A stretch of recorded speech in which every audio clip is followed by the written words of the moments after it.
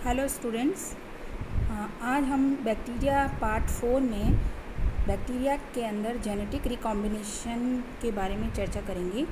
Genetic recombination इन bacteria जो होता है उसे हम सेक्सुअल रिप्रोडक्शन की तरह मान सकते हैं, क्योंकि हम जानते हैं कि बैक्टीरिया एक प्रोकैरियोटिक कोशिका है और उसमें उस तरह से जैसे कि सेक्सुअल रिप्रोडक्शन होता है हायर एनिमल्स एंड प्लांट्स में कि गैमेट्स का फ्यूज़न होना और ये सब चीज़ें बैक्टीरिया के अंदर नहीं पाई जाती हैं, लेकिन फिर भी कुछ सेक्सुअलिटी पार्ट जो होता है वो बैक्टीरिया में होता है। और इसे first time Tatum and Lederberg ने 1947 में 1947 में ई कोलाई में सबसे पहले डेमोन्स्ट्रेट किया था।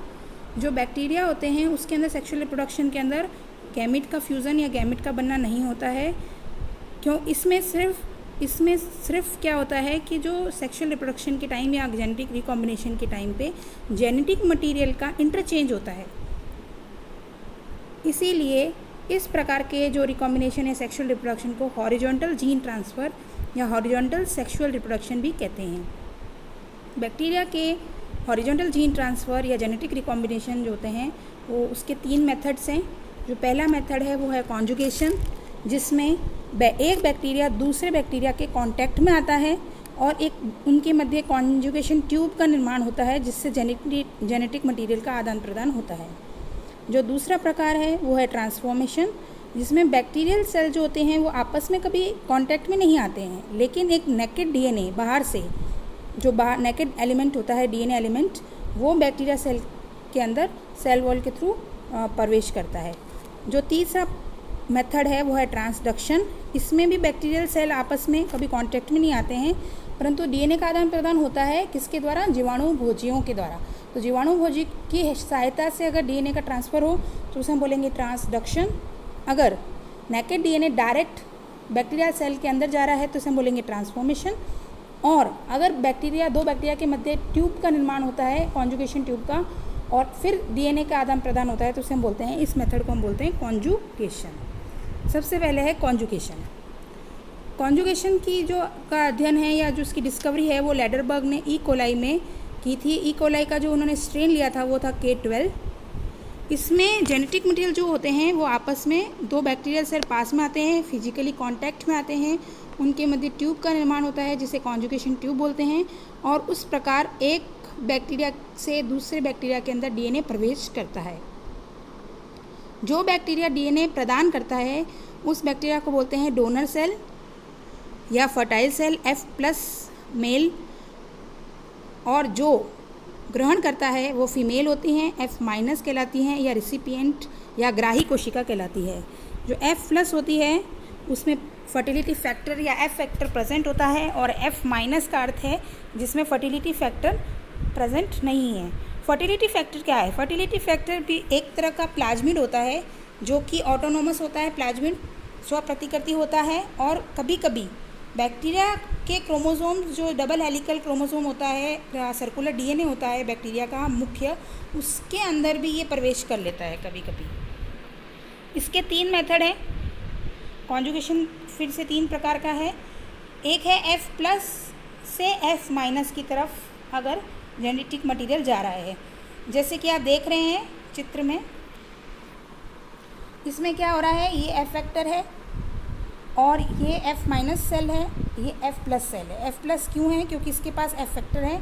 ये बैक्टीरिया का क्रोमोसोम है, ये भी बैक्टीरिया का क्रोमोसोम है, और ये जो है इसका F फैक्टर है जो कि इस सेल को डोनर सेल बना रहा है, F+ बना रहा है। इस कोशिका की विशेषता होती है कि इनके ऊपर सेक्स पिलाई होते हैं जो कि जो ग्राही कोशिका है उससे अटैच करने में इसमें काम आते हैं। तो सेक्स पिलाई की सहायता से ये आपस में अटैच हो जाते हैं और एक ट्यूब का निर्माण करते हैं जिसे बोलते हैं कॉन्जुगेशन ट्यूब। तो सेक्स पिलाई की सहायता से कॉन्जुगेशन ट्यूब का निर्माण हो रहा है। उसके बाद जो F फैक्टर है, जो ऑटोनॉमस एक तरह से प्लाज्मिड ही है, उसमें रोलिंग सर्कल मॉडल द्वारा इसमें F फैक्टर का रेप्लिकेशन होता है, यानी प्रतिकृति होती है, और एक प्रतिकृति जो होती है वो F- सेल में प्रवेश कर लेती है। इधर से वापस इसका रेप्लिकेशन होता है, डबल हेलिकल बन जाता है, इधर भी इसका रेप्लिकेशन हो जाता है और ये डबल हेलिकल बन जाता है। इस प्रकार जो एक F+ कोशिका है वो F- कोशिका है उसको F+ बना देती है। दूसरा जो मेथड है वो कहलाता है हाई फ्रीक्वेंसी मेथड या हाई फ्रीक्वेंसी HFR सेल से F- सेल। इसमें जो डोनर कोशिका होती है, इसमें जो आप देख रहे हैं ये डोनर कोशिका होती है, वो HFR कहलाती है। वो क्या कहलाती है? HFR। जो HFR कोशिका होती है उसमें क्या होता है कि जो प्लाज्मिड होता है या F फैक्टर होता है वो बैक्टीरिया क्रोमोसोम के साथ ही मिक्स हो जाता है, उसके साथ ही अटैच हो जाता है। इसे इसलिए इस डोनर कोशिका को बोलते हैं हम हाई फ्रीक्वेंसी बैक्टीरियल सेल। और जो F- है उसमें ग्राही कोशिका है, उसके अंदर अभी कोई भी प्लाज्मिड या F फैक्टर नहीं है। वही सेक्स पिलाई की सहायता से कॉन्जुगेशन ट्यूब का निर्माण हो रहा है। अब क्या होता है कि जब HFR से F- में जब ये F फैक्टर प्रवेश करता है तो बैक्टीरियल सेल या बैक्टीरियल जीन्स जो होते हैं, मुख्य क्रोमोसोम के जो जीन्स होते हैं, उसको भी ये अंदर ले लेता है, अर्थात उसको भी साथ में लेकर ये प्रवेश करता है F- सेल में। और उसके बाद क्या होता है, जो बैक्टीरियल क्रोमोसोम होते हैं F- सेल में और HFR जो क्रोमोसोम्स होते हैं उनके मध्य क्रॉसओवर होता है, और जिससे कि जो HFR सेल्स हैं उसमें तो वो तो कॉन्जुगेट है किसके साथ में, उसका जो DNA है वो तो बैक्टीरियल क्रोमोसोम के साथ मिक्स है। और दूसरा जो ग्राही कोशिका होता है उसमें भी वो भी पार्शियली डिप्लॉइड कोशिका बन जाती है। रिसिपिएंट जो होता है वो पार्शियली डिप्लॉइड बन जाती है, और ऐसी रिसिपिएंट को हम बोलते हैं रिकॉम्बिनेंट या जेनेटिक हाइब्रिड सेल। क्योंकि इसमें क्या होता है कि जो बैक्टीरियल क्रोमोसोम होते हैं उसके भी कुछ जीन्स F- में चले जाते हैं HFR से। जो थर्ड प्रकार है वो है F' से F-। अब F' में क्या हुआ कि जो फर्टिलिटी फैक्टर है सबसे पहले वो बैक्टीरिया क्रोमोसोम के साथ क्रॉसओवर किया। कुछ बैक्टीरिया के जीन्स जो हैं वो फर्टिलिटी फैक्टर पे आ गए और कुछ फर्टिलिटी फैक्टर के जो जीन्स थे वो बैक्टीरिया पर चले गए। इस प्रकार की जो डोनर कोशिका बनी उसे हमने बोला F' कोशिका। फिर जब इनके अंदर कॉन्जुगेशन हुआ, ट्यूब के द्वारा ट्यूब का निर्माण हुआ और जेनेटिक मटेरियल का आदान प्रदान हुआ, तो बैक्टीरिया क्रोमोसोम और फर्टिलिटी फैक्टर के जीन्स, दोनों ही जीन्स जो हैं वो F- सेल में चले गए। तो इस प्रकार का जो कॉन्जुगेशन हो रहा है उसे हम बोल रहे हैं F' से F-। तो ये हुआ कंजुगेशन। सेकंड जो मेथड है जेनेटिक रिकॉम्बिनेशन का वो है ट्रांसफॉर्मेशन। ट्रांसफॉर्मेशन की जो खोज है वो ग्रिफिथ ने की थी। सबसे पहले इसके प्रोसेस को समझ लेते हैं, ये होता क्या है। इसमें क्या होता है, जैसे एक बैक्टीरियल सेल है और जिसमें जो रिसिपिएंट DNA के, जिसका DNA जो है वो रिसिपिएंट है या जो रिसिपिएंट सेल है। अब इसमें डायरेक्ट कोई दूसरा बैक्टीरियल सेल जो है कांटेक्ट में नहीं आएगी।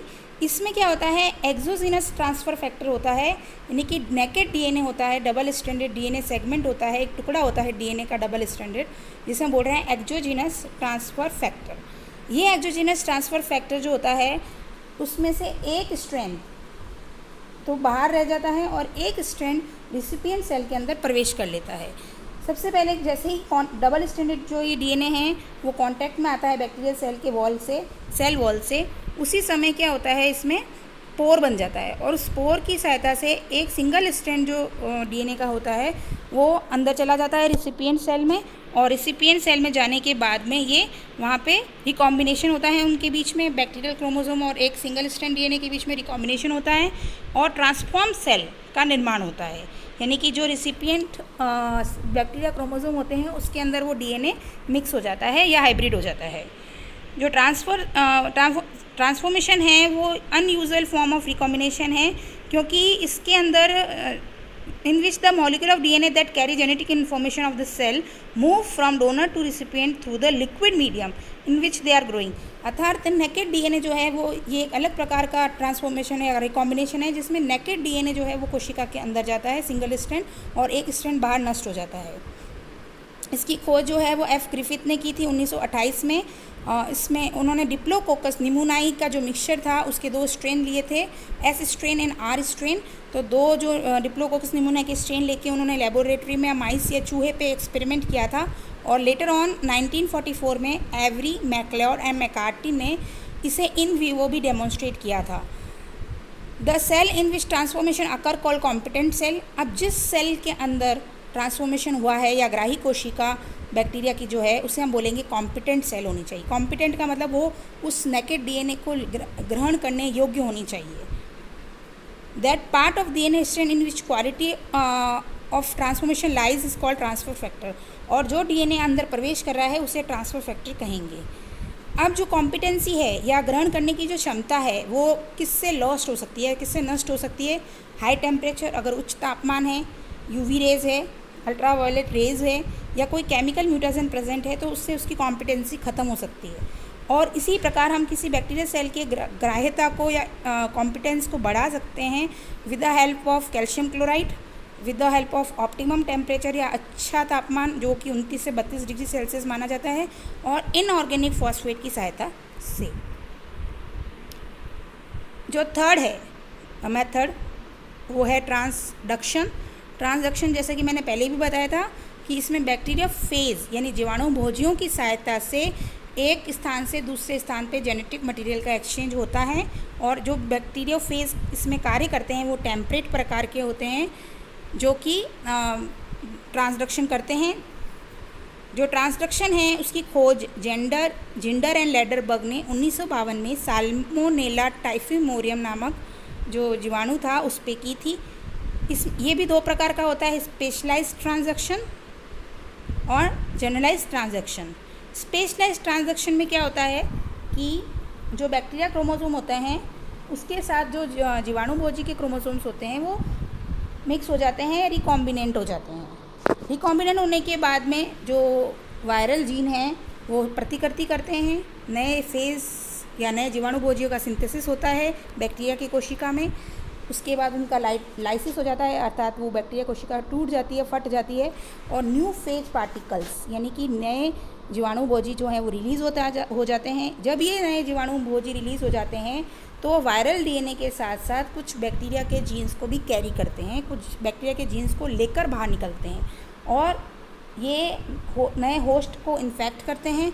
और जब नए होस्ट को इन्फेक्ट करते हैं तो जो पुराने बैक्टीरिया है, जो डोनर बैक्टीरिया है, उसके डीएनए को, उसके जीन्स को भी नए होस्ट में ट्रांसफ़र कर देते हैं। तो इस प्रकार जो ट्रांसडक्शन हो रहा है इसे हम बोलेंगे स्पेशलाइज्ड ट्रांसडक्शन। जो नेक्स्ट है वो है जनरलाइज्ड ट्रांसडक्शन। जनरलाइज्ड ट्रांसडक्शन में क्या होता है कि बैक्टीरिया जो होता है वो लाइसोजेनिक बैक्टीरिया होता है।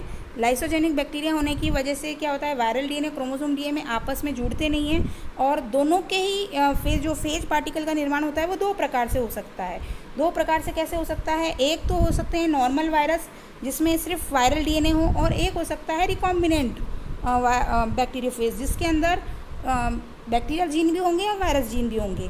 और इस प्रकार का जो रिकॉम्बिनेंट जीवाणु भोजी है ये जब न्यू होस्ट को इन्फेक्ट करता है तो ट्रांसडक्शन होता है। इस प्रकार के ट्रांसडक्शन को बोलते हैं जनरलाइज्ड ट्रांसडक्शन।